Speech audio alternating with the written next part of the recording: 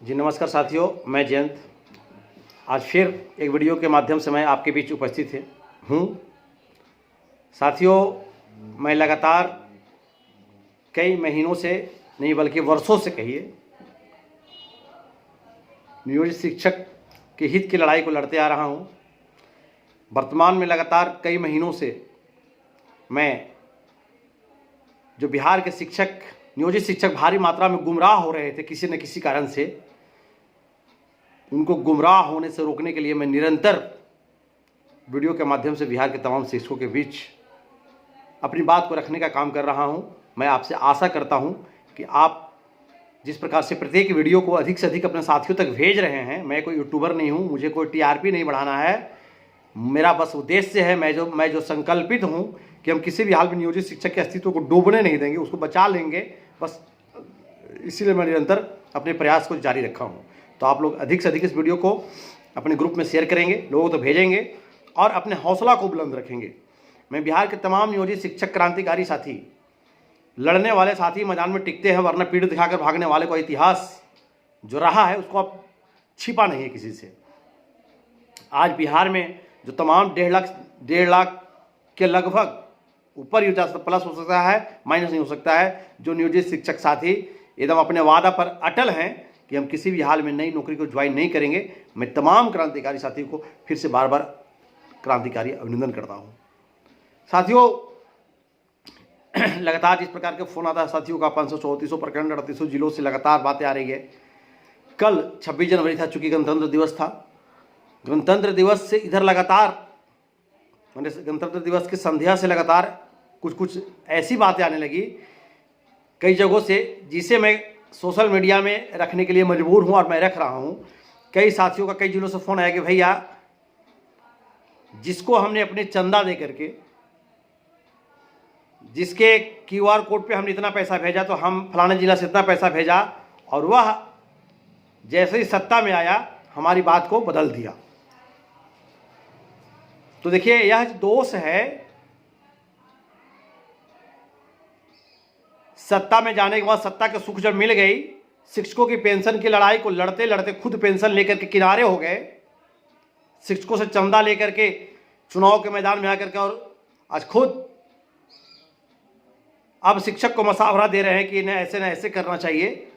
जाकर के जिस सरकार को गाली दे रहे हैं उस सरकार से हाथ मिला लिए। तकलीफ तो होगी। जिस जिले से फोन आया साथियों को, हमने बोला कि भाई देखिए, हम तो चुनाव के पहले ही सब कुछ जानते थे, लेकिन हमको अगर उस समय बोलते तो आप ही लोग में से हमको गाली देते कि देखिए, हम एक ठोके शिक्षक को आगे कर रहे हैं तो ये राजनीति करने लगे। इसलिए हम चुप रह गए थे। हकीकत तो सामने आएगा ही, और आ ही गया। सच्चाई कभी छुप नहीं सकती है। लेकिन खैर, उससे मतलब नहीं है। हमने पहले ही कहा कि मुझे कोई विधायक, एमपी, एमएलए से मतलब नहीं है, क्योंकि विधायक, एमपी, एमएलए ही अगर हमारी लड़ाई को लड़ते तो आज शिक्षक की व्यवस्था, बिहार में अन्य विभागों की व्यवस्था, दुर्दशा ऐसी नहीं होती। विधानसभा के अंदर हमारे लिए मजबूती से बोलने वाला कोई नहीं है।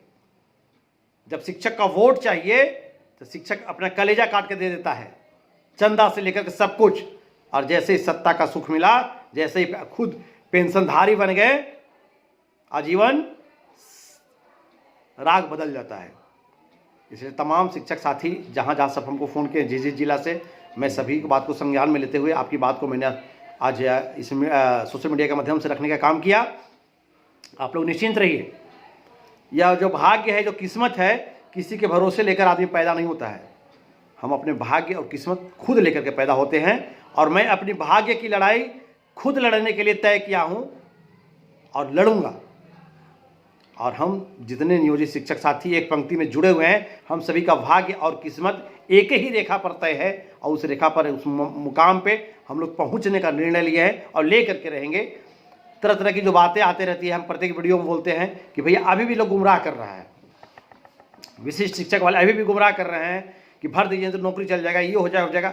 हम विशिष्ट शिक्षक से बार बार निवेदन कर रहे हैं, रिक्वेस्ट कर रहे हैं कि आप तो भैया चले गए, चाहे जिस रूप में गए आप, फिर आप कब तक दूसरे को परेशान कीजिएगा। नियोजित शिक्षक जो रहना चाहता है उसको आप डरा क्यों रहे हैं, उसमें आप डर क्यों पैदा करना चाह रहे हैं, उसमें गुमराह क्यों कर रहे हैं। कुछ कुछ तो ऐसा आता है फोन की, जिससे हमको लगता है ना, हम डांटते हैं, जो फ़ोन करते उन्हीं को डांट देते हैं गुस्सा में, फिर समझाते हैं डांटने के बाद, भैया हमारे स्कूल में 3 को भर दिया है और एकदम दबाव ऐसा बना रहा है ना, इतना ऐसा दबाव बना कि नहीं भर दीजिए भर दीजिए। तो उनको हम बोलते कि अरे महाराज आप आदमी नहीं, क्या कर रहा है वो जो भर दे, उसको बोली कि आप जाइए बनिए विशिष्ट, हमको मतलब नहीं है, नहीं भरेंगे। तो जहाँ भी ऐसा प्रॉब्लम बिहार से है, आप लोग निश्चिंत रहिए, किसी के बकाया मत आइए। जो भर दिया वो समझ गया कि हम तो अपना सब कुछ बर्बाद कर लिया, अब हम सेवा शर्त में भी लिख दिए हैं कि हम पीछे नहीं आ सकते हैं। तो वो तो चाह रहा आदमी कि हमको तो कुछ नया नहीं होना है, लेकिन इसका जो नया होने वाला है नियोजित को, इसको तो रास्ता बिगाड़ दे, इसको भी अपने साथ लेके चलाए अपने साथ, कि भी जब समय आए रोने का तो ये भी हमारे साथ रोने के लिए तैयार है, हंसने के लिए नहीं बचे अलग पंक्ति में। तो ऐसा चक्कर में नहीं पड़ना है। जिन हमारे विशिष्ट शिक्षक साथी को समझ में नहीं आ रहा है, अभी भी लग रहा है कि बहुत कुछ हो जाएगा, जिस नेता को आप जिता करके भेजे हैं, उन नेता का जाकर वहां राग बदल जा रहा है, वो आपको मसावरा देने लगे कि नहीं अभी नीतीश कुमार सही कह रहे हैं, बहुत बढ़िया राज्यकर्मी मिल रहा है, ऐसे मसावरा भी आएगा सुनने के लिए। लेकिन जब नीतीश कुमार जब बढ़िया कर रहे थे, जब राज्यकर्मी बहुत अच्छा हमारे नियोजित शिक्षक के हित में दे रहे थे, तो फिर ये नया नियमावली बनाने की आवश्यकता कहाँ है अभी? क्यों? सबको मर्ज करवा दीजिए ना। जितने एमएलए एमपी हैं, अगर चाहते कि नियोजित शिक्षक के हित ऐसी है, आप नियोजित शिक्षक के हित की बात करते हैं, आप नियोजित शिक्षक के वोट से लेकर के जीत करके गए हैं आप, यदि आपको लगता है कि हित में है तो आप कीजिए ना। आप हमारा जो मांग है, राज्यकर्मी का दर्जा तो नहीं था, हमारा मांग था समान कम समान वेतन, लेकिन आप हम पर यदि मेहरबान सचमुच दिल से हमको चाहते हैं कि हम इनको राज्यकर्मी का दर्जा देकर के पूर्ण रूप से बना ही दे, तो आप बना दीजिए।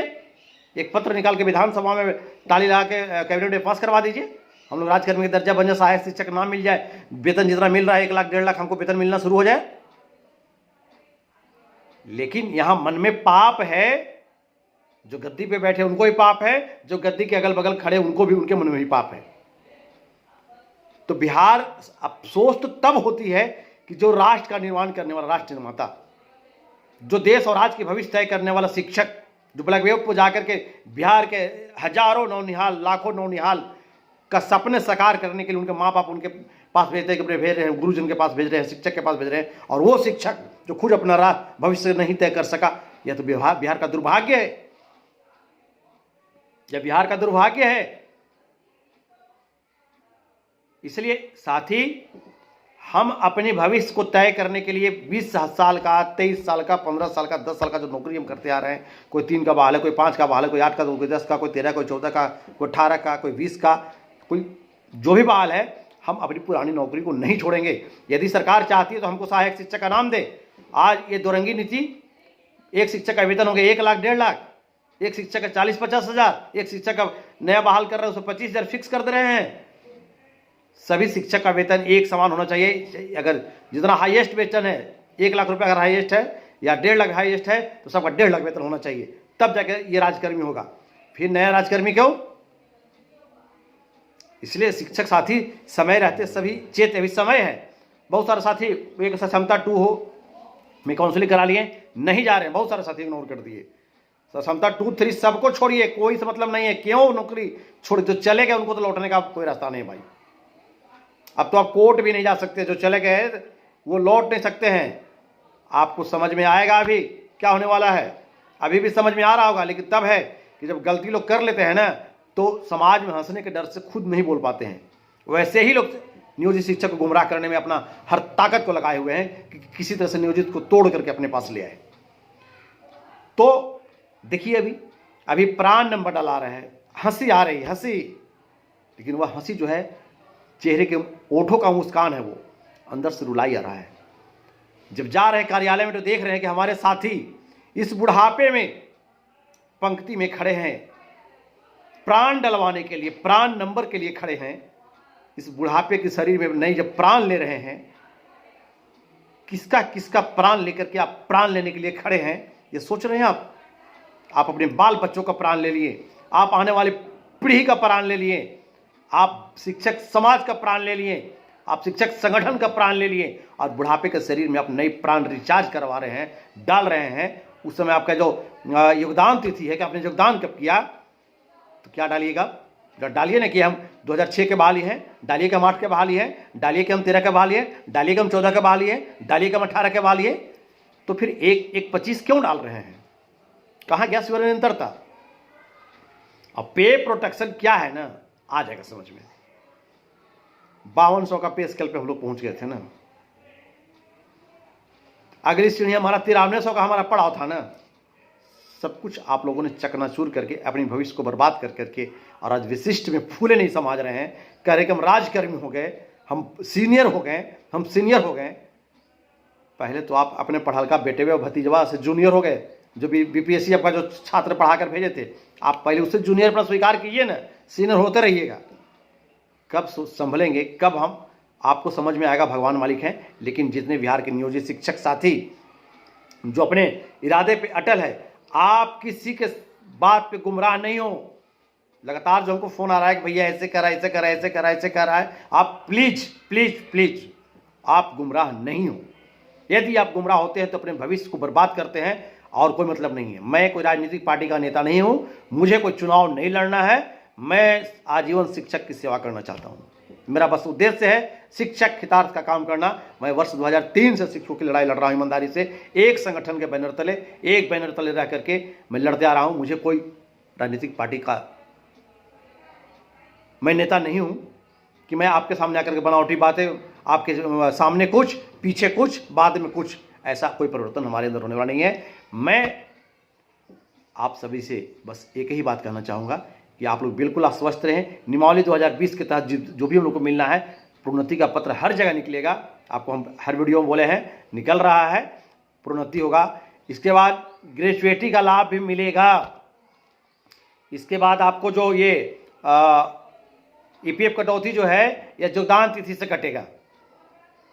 अगर सरकार नहीं मानती है, सीधी उंगली से घी नहीं निकलता, तो टेढ़ी उंगली को टेढ़ी करना पड़ता है। तो हम लोग कोर्ट जाएंगे, और सबके लिए हम तैयार हैं, सब तैयारी हम कर रहे हैं। हम कोर्ट जाएंगे, लेकिन ग्रेजुएटी का लाभ भी मिलेगा, और ईपीएफ की कटौती भी योगदान तिथि से होगा। आप कोई नए झांसे में नहीं पड़े, आप कोई नए नाम के चक्कर में नहीं पड़े। आप बिहार के तमाम शिक्षक साथी, आप अधिक से अधिक इस वीडियो को हमारे को शेयर करेंगे, लाइक करके लोगों तक भेजेंगे। कौन कहता है कि आसमान में सुराख हो नहीं सकता? एक पत्थर तो तबीयत से उछालो यारो, अपने आप को हृदय से मजबूत कीजिए। और जितने साथी लगातार हर कोने कोने से जुड़ रहे हैं, बिहार के कोने कोने से जुड़ रहे हैं, और तमाम शिक्षक साथी जिस प्रकार से ग्रुप बना रहे हैं, लगातार पंचायत स्तर से लेकर प्रखंड स्तर, जिला स्तर, राज्य स्तर तक एक दूसरे को ग्रुप में जोड़ते जाइए। ओनली नियोजित टीचर करके ग्रुप बनाइए, सबको जोड़िए, मेरे नंबर को जोड़िए, राज के जोड़िए, और जुड़ते जाइए, ग्रुप बनते जाएगा। इससे एक बहुत बड़ा मुहिम बन रहा है, और लोग जुड़ते चले जा रहे हैं। और फिर आज एक बार मेरा नंबर सुन लीजिए आप लोग, जिनको बस मेरा नंबर अभी तक नहीं पहुंचा होगा, तो मेरा नंबर है 99 34 90 96 27 99 34 90 96 27। तो आप लोग व्हाट्सएप नंबर है मेरा, यह आप लोग जुड़िए। और नियोजित शिक्षक का मान सम्मान मर्यादा बचाने के लिए आप अपने कर्तव्य पथ पर अटल रहें। किसी के बहकावे में नहीं आए, किसी नेता के बहकावे में नहीं आए। कोई किसी का कर्म, कोई किसी का भविष्य नहीं लिखता है। जिस शिक्षक को सब लोग मतलब ही समझ गए हैं, मतलब भर शिक्षक से सब लोग अपना साधते हैं, मतलब साध कर सब लोग निकल जाता है। यह कोई नई बात नहीं है। तो आप अपने भविष्य का, आप राष्ट्र का निर्माता हैं, हम राष्ट्र का निर्माता हैं। हम अपने भविष्य का निर्माण स्वयं करेंगे। हम अपनी भविष्य की लड़ाई किसी के कंधे पर नहीं छोड़ेंगे। बस इन्हीं बातों के साथ आज मैं अपनी वाणी को विराम देता हूँ। जय हिंद, जय शिक्षक, जय भारत।